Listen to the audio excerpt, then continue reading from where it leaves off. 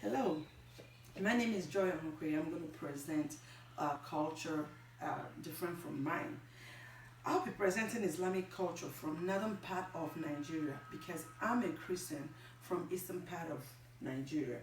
And when we think about cultures, we always think about a group of people coming together, having one interest in language, in dancing, arts, cuisine like foods, um, clothing, cultural attires, all that kind of things. Those are cultures. So when I'm taking up early marriage in Islamic culture, but first of all, let me define early marriage.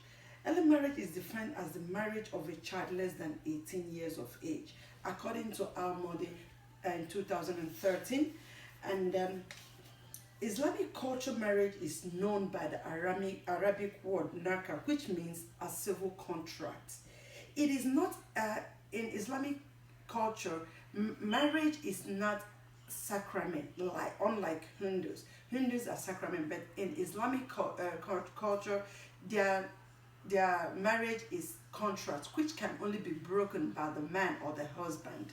And according to Ronald Wilson, Muslim marriage is a contract for the purpose of legalizing sexual intercourse and procreation of children. And then it does legalize having sex with a child and protecting them from legal consequences, satisfying their sexual desire and their mutual love, taking away the rights of these children and women. This culture does not really only affect the children and women, also affects the male, because the male would take up going out to provide for the family, forfeiting his educational parts. Most of them, not all of them, but the women predominantly forfeit the right of education, because the man will go out to provide for the food, rearing cattle and farming, while the woman will be at home reproducing, bearing children, and running all the errands at home. And then both the socially, it takes away the opportunity of education from both the male and the female. And this, within the community, that brings in poverty in the community, because this runs like a circle in the community.